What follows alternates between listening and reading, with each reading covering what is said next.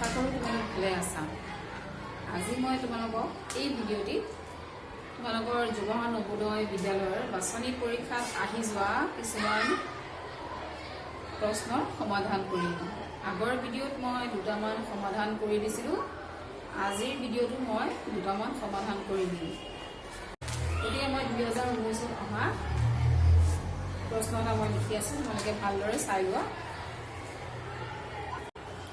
কুৱেশ্যনটো মই বৰ্ডত লিখিছোঁ, তোমালোকে মন কৰিবা। 2019ত আহিছে, বছৰি 8% সৰল সুদত 4 বছৰত কিমান টকা সুতে মূলে 6,060 টকা হ'ব? 6,600 টকা হ'ব, চৰি 6,600 টকা হ'ব। গতিকে এই কুৱেশ্যনটো চোৱা, ইয়াতে আমাৰ কি কি দিয়া আছে আমি চাই লওঁ আগতে। এতিয়া কুৱেশ্যনটো পঢ়ি আমাৰ কি দিয়া আছে, বছৰি 8% সৰল সুদত, তাৰমানে সুতৰ হাৰ দিয়া আছে, গিভেন বা দিয়া আছে লিখিব পাৰা। দিয়া আছে আমাক কি দিয়া আছে, ৰেট অফ ইণ্টাৰেষ্ট। মই বাৰে বাৰে তোমালোকক এটা বস্তু কৈ থাকোঁ, আওৰাই থাকোঁ, কৈ থাকোঁতে কি হয়, বাৰে বাৰে কৈ থাকিলে বস্তুবোৰ মনত আহি যায়। আৰ হ'ল ৰেট অফ ইণ্টাৰেষ্ট 8%, টাইম দিয়া আছে 4 years, আমাক দিয়া আছে আৰু সুতে মূলে 6,600 টকা হ'ব। সুদ আৰু মূলধন মিলি পেলাই 6,600 টকা হ'ব। তেনেহ'লে এইটো কি দিয়া আছে আমাক, আমি এইটো গম পালোঁ নে? এইটো আমি গম পালোঁ কি, সবৃদ্ধি মূল এমাউণ্ট দিয়া আছে 6,600 টকা। এতিয়া আমি সূত্ৰ পাইছিলোঁ, যদি আমি সুদ জানো, আৰ আৰু টি জানো, আমি মূলধন ওলাই দিব পাৰিম। ইয়াতে কি ওলাব দিছে, কিমান টকা সুতে মূলে ইমান, গতিকে কিমান টকা আছিল আৰু ইমান টকা হৈ গ'ল। এতিয়া আমি পি ওলাব লাগিব, মূলধন কিমান। এতিয়া আমি মূলধন উলিওৱাৰ কাৰণে সুতেৰে আমি মূলধন উলিওৱা শিকিছোঁ। Interest into 100 divided by P into R into T কৰিলে আমাৰ ওলালহেঁতেন, কিন্তু ইয়াতো আমাৰ ইণ্টাৰেষ্ট দিয়া নাই। সুতে মূলে একেলগে আমাৰ 6,600 টকা কৈছে।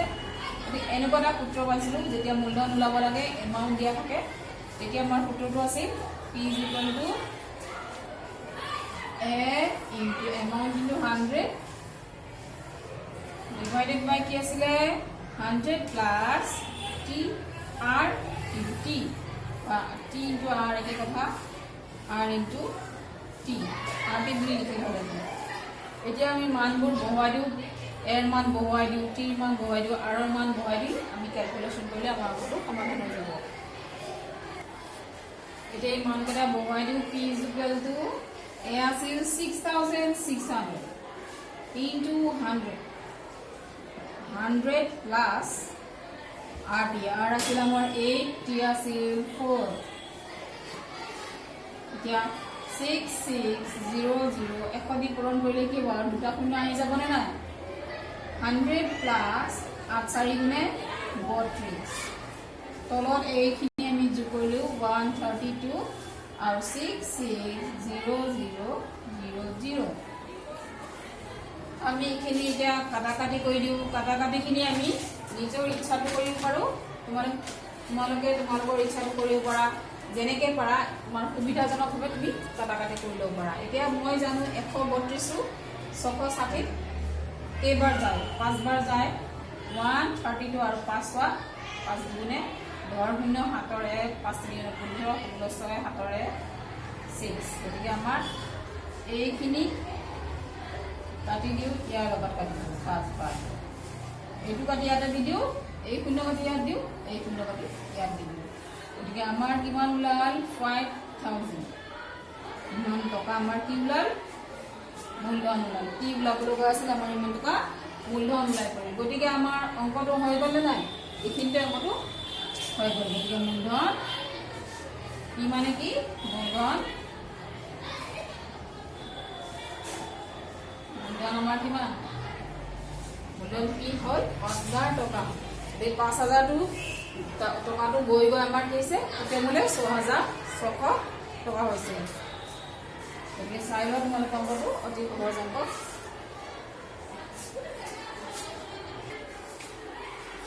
2018ত অহা এটা কুৱেশ্যন লিখিছোঁ। এই এনেকুৱা অংক মই কৰিছোঁ, কৰাই দিছোঁ, কিন্তু এইটো 2018ত আহিছে, সেইবাবে কৰি দিছোঁ। যাৰ ফলত আমি আগৰ ভিডিঅ'বোৰত এই অংকটো এনেকুৱা টাইপৰ অংক কৰিছোঁ। এতিয়া তোমালোকে চোৱা কুৱেশ্যনটোত কি দিছে, যদি 6 বছৰৰ কাৰণে কোনো ধন সৰল সুদত জমা থ'লে 6 বছৰৰ পিছত মুঠ ধন জমা থোৱা ধনৰ দুগুণ হয়, তেনেহ'লে সুতৰ হাৰ কি? ধৰা হ'ল আমি ধৰিছিলোঁ এনেকৈ, ইয়াতে মূলধন দিয়া নাই কিন্তু জমা থোৱা ধনটো যিমান ধন জমা থৈছে সেই ধনটো কি হৈছে মুঠ ধন গৈ পেলাই মুঠ ধনৰ দুগুণ হৈছে, জমা থোৱা ধনৰ দুগুণ হৈছে। গতিকে জমা থ'লে কিমান? জমা থোৱাটোৱে আমাৰ মূলধন হ'ব। জমা থোৱা ধন কিমান এয়া আমাক কোৱা নাই, আমি ধৰি লওঁ। ধৰা হ'ল মূলধন, আমাৰ মূলধন কিমান হ'ব? x বুলি ধৰি লওঁ, x টকা ধৰিব পাৰোঁ, আমি 100 টকাও ধৰিব পাৰোঁ। 1 টকা ধৰিলে বেছি সুবিধাজনক হয় বুলি ভাবোঁ মই। গতিকে এতিয়া মুঠ ধন জমা থোৱা 6 বছৰ পিছত মুঠ ধন, এতিয়া 6 বছৰৰ পিছত যিটো ধন হ'ব সেই ধন জমা থোৱা ধনৰ দুগুণ হয়। এতিয়া 6 বছৰ আগত আমি ধৰি ল'লোঁ 1 টকা জমা থৈছে, 6 বছৰৰ পিছত কি হ'ল? এইটো সবৃদ্ধি মূল হৈ গ'ল।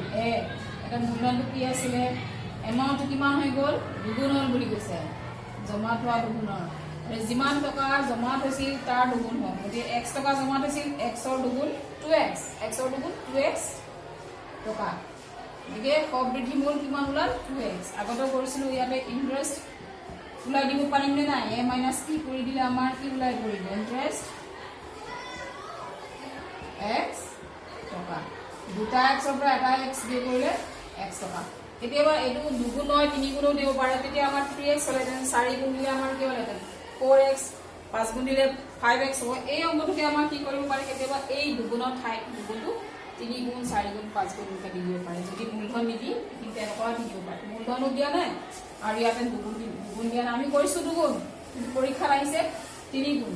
পাৰিমনে নাই? পাৰিম, তথাপি আমি পাৰিম। আৰু ইয়াত 3 গুণ দিলে ইয়াতে 3 হৈ যাব, 4 গুণ দিলে ইয়াত 4 হ'ব, ইয়াত 5 গুণ দিলে ইয়াত 5 হৈ যাব। গতিকে এই অংকটো আমি এতিয়া কৰি লওঁ এবাৰ। এতিয়া আমাৰ ওলাব লাগে ৰেট অফ ইণ্টাৰেষ্ট R, আৰু আমাৰ ইয়াতে এইটো ধৰিছোঁ এ দিয়া আছে, সুদ উলিয়াই ল'লোঁ, টাইম দিয়া আছে আমাৰ কিমান? 6 years। 6 বছৰ দিয়া আছে নে নাই? টান। এতিয়া আমাৰ ওলাই গ'ল, আমি ইয়াতে বহুৱাই দিলে হৈ গ'ল। R ওলাব লাগে, ৰেট অফ ইণ্টাৰেষ্ট ওলাব লাগে। আমি জানো ইণ্টাৰেষ্ট ইনটু 100 পাইছোঁ নে নাই? ফৰ্মুলা পাই আহিছোঁ। যেতিয়া ইয়াতে R ওলাব লাগে, ইয়াতে কি হ'ব? Time into T. এতিয়া আমি মান বহুৱাই কেলকুলেশ্যন কৰি লওঁ। ইণ্টাৰেষ্ট আমাৰ কিমান ওলাল? x ইনটু 100, টাইম আছে 6 ইনটু টি কিমান? মূলধনো x আৰু সুদ ওলাইছে x টকা। এইটো কেনচেল, 6 দি এতিয়া 100ক যাব, দশমিকতো নিব পাৰি, ভগ্নাংশতো নিব পাৰি। কিন্তু আমাৰ ইয়াতে অপশ্যনটো কি আছে? দশমিকত আছে। অপশ্যনত আমাৰ কি আছে? দশমিকত আছে। গতিকে আমি দশমিকলৈ নিব লাগিব। এইখিনি মই দশমিকত লৈ যাম, তোমালোকে চাবা। গতিকে আমাৰ R কিমান ওলাল? 100/6। তুমি ইয়াত কাটাকাটি কৰি আমি ইয়াত ভগ্নাংশটো নিলে হ'ব। ভগ্নাংশ যদি লৈ যাওঁ হৈ যাব। কিন্তু ইয়াতে যে অপশ্যন আছে শুদ্ধ উত্তৰ বাছি ওলাব দিছে, দশমিকত আছে। গতিকে আমি দশমিকত উলিয়াই দেখাওঁ। হৰণ কৰি চোৱাচোন, 6 1ত কেইবাৰ যায়? 16 6 গুণে কিমান? 96। 6 16 গুণে কিমান? আমি এইটো হৰণ কৰি চাওঁ। 6 16 গুণে 96। বাকী থাকিলে আমাৰ 4। এতিয়া নাযায়, 4ত নাযায়, 6 0 দিলোঁ। 6 5 গুণে 6 6 গুণে 36। আকৌ থাকিল 4, আকৌ 0 দিলোঁ, 6 গুণে আকৌ 36। এনেকৈ আমাৰ 4 0 6। আমি 3 দশমিকলৈকে হৰণটো কৰি চালোঁ। আমাৰ 3 দশমিকলৈকে কৰাতে কিমান হ'ল? 16.666।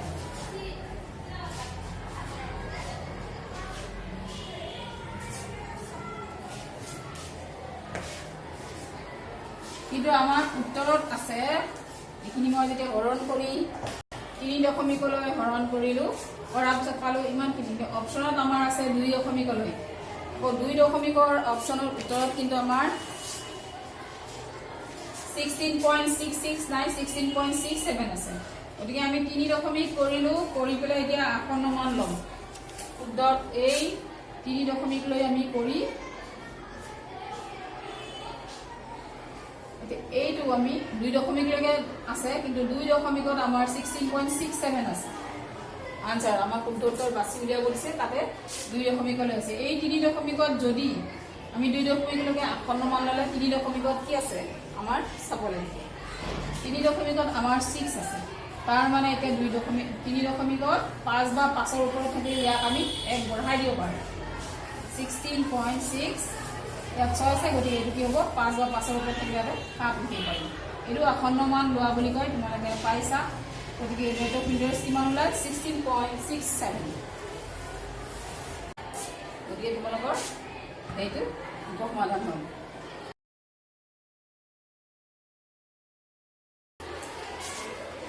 এতিয়া তোমালোকৰ 2017 চনত অহা কুৱেশ্যনটো তোমালোকে ভালদৰে মনোযোগ সহকাৰে পঢ়ি চোৱা। 2017 চনত আহিছে। 2017 আৰু 16 অংক দুটা একে হয়, মাত্ৰ ইয়াতে মানবোৰ বেলেগ বেলেগ দিয়া আছে। ইয়াতে আমাৰ 2017 চনত অহাটো দিয়া আছে। মূলধন দিয়া আছে, কি দিয়া আছে 20,000 টকা।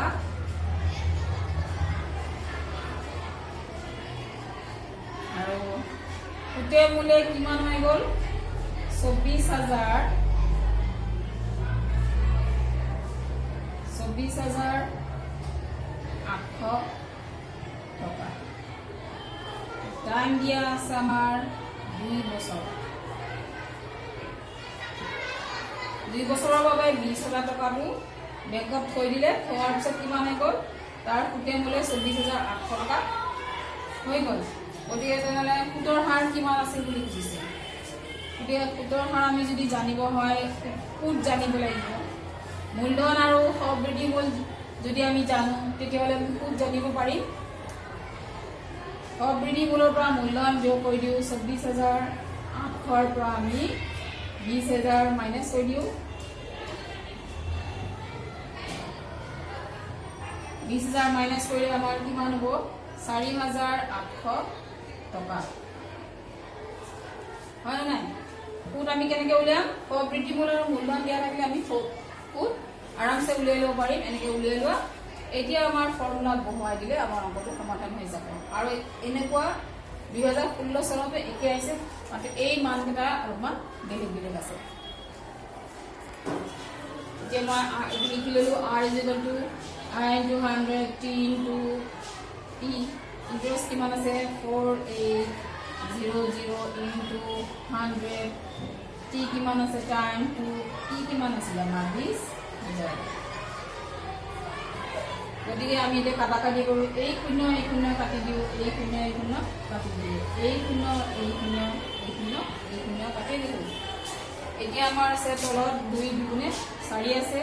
এই 2টো 4 কেইবাৰ যায় 2বাৰ, 2 8 কেইবাৰ 4বাৰ কাটি দিলোঁ। এই 2 কাটা যায় 2 এবাৰ, 4 2বাৰ, 2 বাৰ গুণে 24 আমি জানো। তলত একো নাই, কাটাকাটি হৈ গ'ল। ওপৰত কিমান থাকিল আমাৰ 12।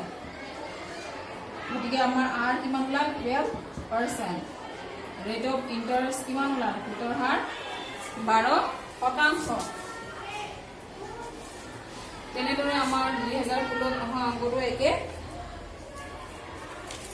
আৰু ইয়াত আমাৰ অপশ্যনত আছে 12%, গতিকে আমাৰ শুদ্ধ উত্তৰ 12%।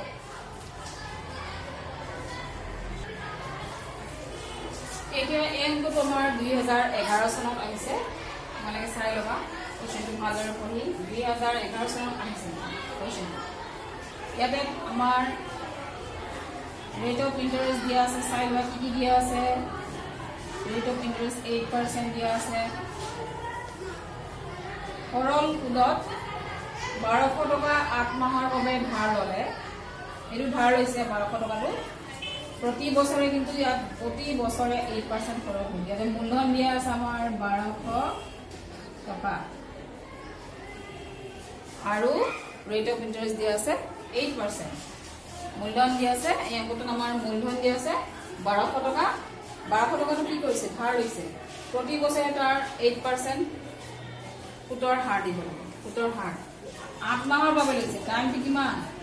8 মাহ। ইয়াতে আমাৰ ৰেট অফ ইণ্টাৰেষ্ট বছৰি আছে নে নাই? প্ৰতি বছৰত দিব লাগে। গতিকে মাহক আমি বছৰলৈ কনভাৰ্ট কৰিব লাগিব। তাৰ কাৰণে আমি কি কৰিব লাগিব? 12 দি হৰণ কৰিব লাগিব। ইয়াতে 4 দুবাৰ যায়, 4 3 গুণে 12। আমাৰ কিমান ওলাল? 2/3 ইয়াৰ বছৰ। এতিয়া আমাৰ কি সুদ লাম কিমান টকা পৰিশোধ কৰিব লাগিব? এই সুদে মূলে আমি কিমান দিব লাগিব সেই কথাটো সুধিছে। তাৰ কাৰণে আমি সুদ জানিব লাগিব। সুদ কিমান আমাৰ? আমি জানো P × T × R/100। আমি ইয়াতে চোৱা মাহ বছৰি দিয়া আছিলে, আমি টাইমটো মাহত দিয়া আছিলে আৰু সুতৰ হাৰ বছৰি দিয়াৰ কাৰণে এই টাইমটোক আমি মাহ দিয়া আছিল কাৰণে তাক আমি বছৰলৈ কনভাৰ্ট কৰিছোঁ। এইখিনি আমি অলপ মনোযোগ সহকাৰে কৰিব লাগিব। কি আছে? 1200। টাইম আছে আমাৰ 2/3। 2/3 আছে নে নাই? 3টো তলফালে নমাই দিলোঁ। তলত আছে, গতিকে তলতে আহি যাব পিছৰ লাইনত। পিছৰ শাৰীত আমি তলত নোমোৱাতকৈ আগতে নমাই দিলোঁ। কিন্তু R কিমান আছে আমাৰ? 8 আৰু এটা 100টো থাকেই তলত। 3টো এতিয়া নামি 2 লগত 3 আছিল, নামি আহিল টাইমত 3টো। এতিয়া আমি এই শূন্য ইয়াৰ লগত কাটি দিলোঁ। এতিয়া এইটো শূন্য এই শূন্য এইখানে কাটি দিলোঁ। এতিয়া আমাৰ ওপৰত আছে, তলত আছে কি 3 আৰু ওপৰত কিমান আছে? এই 3টো আমাৰ 12ত 4 টাইমছ যায়। এতিয়া তলত একো নাই, ওপৰত থাকিল 4 × 8, 8 × 8 64। গতিকে ইমান টকা সুদ কিমান ওলাল আমাৰ?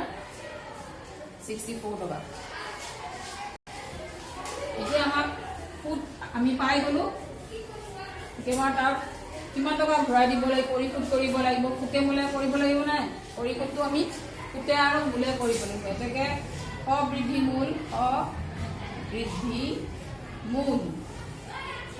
মূল আমি কেনেকৈ ওলাম? P + interest. এতিয়া সৰল সুদত ধাৰ লৈছিল, গতিকে চিম্পল ইণ্টাৰেষ্ট লিখি দিওঁ। ইয়াতে সৰল সুদত ধাৰ লৈছিল, চিম্পল ইণ্টাৰেষ্ট। গতিকে SI লিখিলোঁ।